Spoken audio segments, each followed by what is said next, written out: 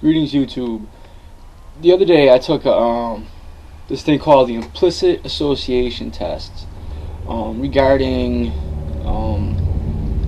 what it does is it shows a series of pictures and words, pictures of people of different so-called races, and like they'll have black people on one side, and just say you click the same button on the computer for black people in positive words, or black people in negative words, or white people in negative words and white people in positive words, etc. Through these different association tests, and I guess it's supposed to show how quickly you can identify, like how your subconscious identifies these terms and these concepts with people of different races. And I took the test the other day. Okay, I've never done this before, but I'm going to try to edit in right now the two pictures of the screen that I took right now. Okay, you'll notice that according to this test, I have a much higher opinion of black people than any other, the other three racial groups they included in the study. Next down was Hispanics, then a little bit after that was Asians, and then at the bottom was actually white people. Now this goes counterintuitive to what the race realists try to say is our natural thing, or because my contention has always been that it is a result of our environmental influences. We live in a racially polarized world where typically, on average, white people tend to have more positive interactions with other white people as opposed to other races, and black people, etc., etc. My life has been quite opposite of the of that narrative. My life has been almost the diametric opposite. Now, I would also like to say that I think it's somewhat skewed for me because I don't have particularly good eyesight, and I can't afford to get glasses. I have $1,000 deductible for my eyes, for my medical, and for my dental, and I need medical and dental work, and avoiding pain comes before being able to see. It's not like I'm blind. But I do think that because the black people were quite a bit darker than the other three groups, whereas the Asians tended to be fairly light-skinned and the Hispanics tended to be fairly light-skinned for Hispanics, that, it skewed it a little bit. But in general, I think the order was probably right, but but I don't think I have quite that negative a view of white people. I hope I'm not that racist, because it's pretty far down.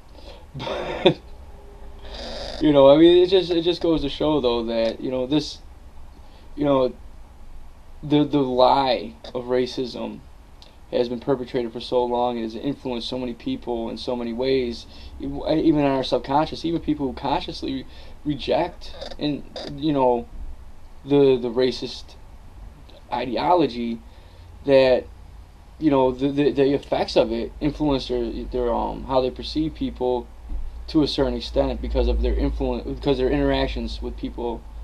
And I think this proves that if your life goes very counter to the stereotype, that you will turn out counter to the stereotype, because we are largely a reflection of, there's obviously genetic input, not denying that. Only a moron would say that we're a total blank slate, and but only a moron would say we're total fucking, and I'd say it's even more moronic to say that we are just a complete, a biological program, and we can't deviate from that. There's no way to alter it.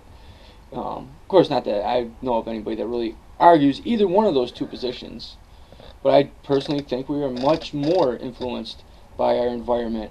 It seems to me that the farther you go up the scale in terms of intelligence and cognition, things of this nature within the animal kingdom, the more influenced we are by our environment.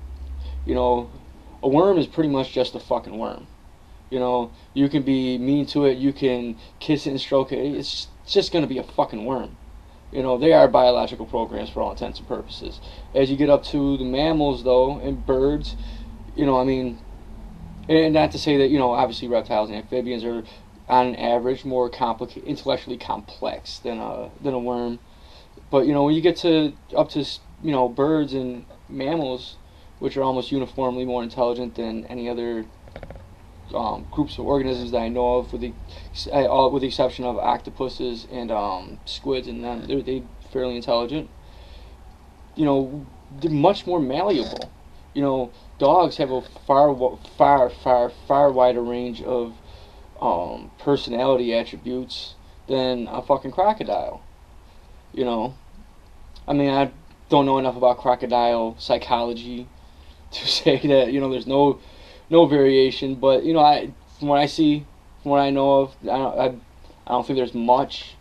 Whereas in dogs, it's incredible, and when you get into chimpanzees, it's even more incredible. And and when you get up to us, and it's not just a genetic variation, because the crocodilian family is far older than us, so they probably have a greater degree. Again, I'm not an expert, but it seems to me that it's fairly intuitive. They have a larger degree of genetic variation amongst them, especially since some of the populations have been separated for so long. But they still all pretty much act like crocodilians, and there's not that much variation. And it's because of the way we are molded by our environment. And I mean, granted, not just genetic variation, because sometimes one letter in the thing can mean quite a bit, but all in all, I think it points to fairly intuitively that we are largely molded by our environment. And if you disagree with that, that's probably because you're a moron, you're a coward, you're a pussy. They're fighting out there. All right.